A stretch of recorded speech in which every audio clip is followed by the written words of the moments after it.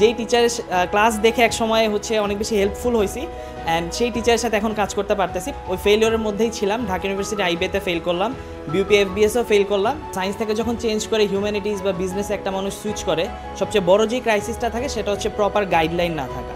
আসসালামু আলাইকুম সবাইকে, আমি Sajjad Hossain, department of finance and banking 53 batch. আর জার্নিটা, অ্যাডমিশন জার্নি শুরুর কথা যদি বলতে হয়, সেটা হচ্ছে অনেকটা ট্যাবুর মতো একটা বাংলাদেশে কাজ করে, যে সায়েন্স থেকে ইউনিট এবং গ্রুপ চেঞ্জ করে আসা। সো সায়েন্স থেকে যখন চেঞ্জ করে হিউম্যানিটিজ বা বিজনেসে একটা মানুষ সুইচ করে, সবচেয়ে বড় যে ক্রাইসিসটা থাকে সেটা হচ্ছে প্রপার গাইডলাইন না থাকা। সো প্রপার গাইডলাইনটা যদি কেউ পায়, তাহলে হচ্ছে সায়েন্স থেকে বা অন্যান্য ইউনিট থেকে চেঞ্জ করে আসাটা সহজ। সো ফার্স্টে আমার যখন সায়েন্স থেকে চেঞ্জ করি, মেইন টার্গেট ছিল আইবিএ ওয়াইজ প্রিপারেশন নেই, কিন্তু মেজর আইবিএর 100টা স্টুডেন্টের মধ্যে ম্যাক্সিমামই ফেল করে। সো ওই ফেলিওরের মধ্যেই ছিলাম। ঢাকা ইউনিভার্সিটি আইবিএতে ফেল করলাম, বিউপি এফবিএসও ফেল করলাম। এই ফেল করার পরে বিউপি এফবিএসের পরে মেনলি 3 বা 4টা দিন সময় ছিল। ওই 3 বা 4টা দিনই হচ্ছে যত ডিসিশন নেওয়ার, সেই ডিসিশনটা নেওয়ার মতো ছিল। নিজের যত কান্নাকাটি করা বা খারাপ লাগা, সেগুলো হচ্ছে ওভারকাম করার মতো ছিল।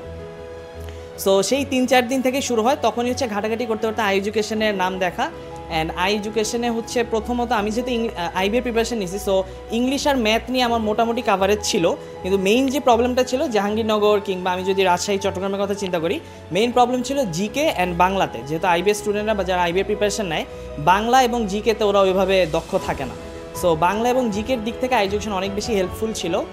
আর এর পরপরই যখন হচ্ছে পরীক্ষা দিই, জাহাঙ্গীরনগর ইউনিভার্সিটির 3টা ইউনিটে পরীক্ষা দিই, বি ইউনিট, আইবিএ ইউনিট আর ই ইউনিট। 3টা ইউনিটে আলহামদুলিল্লাহ নাম আসছে, যদিও কয়েকটাতে পিছিয়ে ছিল।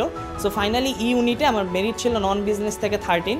সো এখন হচ্ছে এই জন্য ফাইন্যান্স অ্যান্ড ব্যাংকিং নিয়ে পড়াশোনা করছি। আর সবার শেষে হচ্ছে যেটা আসে, এখন আই এডুকেশনে আমি ম্যাথ অ্যান্ড আইকিউ ইনস্ট্রাক্টর আর হচ্ছে ইংলিশ ইনস্ট্রাক্টর হিসেবে কর্মরত আছি। অ্যান্ড সবচেয়ে মজার একটা ব্যাপার যেটা হচ্ছে, যেই সময় একসময় আমরা মহসিন ভাই ক্লাস দেখতাম, এবং আমি নিজে মহসিন ভাই অনেক বড় ফ্যান ছিলাম ইংলিশের দিক থেকে। যে কোনো একটা টপিক, ইংলিশের এক একটা টপিক, গ্রামারের টপিক অনেক বেশি বড় থাকে। সো এই গ্রামারের টপিকের অ্যাডমিশনের যে ইম্পর্টেন্ট পার্টটুকু দরকার, কিংবা যতটুকু পড়লে অ্যাডমিশনে কাভার হয়ে যায়, জাহাঙ্গীরনগরের জন্য একটা নির্দিষ্ট পার্ট, ঢাকা ইউনিভার্সিটির জন্য নির্দিষ্ট পার্ট, বা রাজশাহী বা চট্টগ্রামের জন্য আরেকটা পার্ট থেকে আসে। সো এই পার্টগুলো উনি অনেক বেশি গোছানো ওয়েতে পড়াইতো। এবং যেটা বললাম মজার ব্যাপার, এখন একই সাথে সেই ইংলিশ নিয়ে কাজ করতেছি ফিউচার জেনারেশনের জন্য।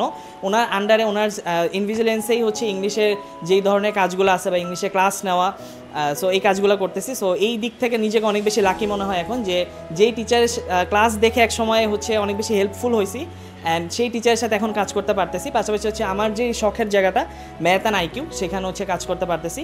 সো সবাইকে বলবো যে দোয়া করতে আমার জন্য। অ্যান্ড আই এডুকেশন হচ্ছে এমন একটা প্ল্যাটফর্ম, যেখানে যেই জিনিসগুলো হচ্ছে দরকার আমাদের, সেই পার্টিকুলার জিনিসগুলো একেবারে সুন্দর করে গোছানো ওয়েতে আছে। আমার জাহাঙ্গীরনগরের কোর্স দরকার, আমার জেইউ আইসিউ ব্যাচ আছে। আমার যদি ঢাকা ইউনিভার্সিটি কোর্স দরকার হয়, আমার ডিউ আইসিউ ব্যাচ আছে। সো প্রত্যেকটা ইউনিভার্সিটি কেন্দ্রিক আলাদা আলাদা কোর্স থাকার কারণে যেটা সুবিধা হয়, ইউনিভার্সিটির প্রত্যেকটা পার্টিকুলার জিনিস বা কোন জায়গায় কী আসবে, এটা প্রথমত ধারণা পাওয়া যায়। অ্যান্ড সবচেয়ে বড় ব্যাপারটা হচ্ছে যে গাইডেন্সটা পাওয়া যায়।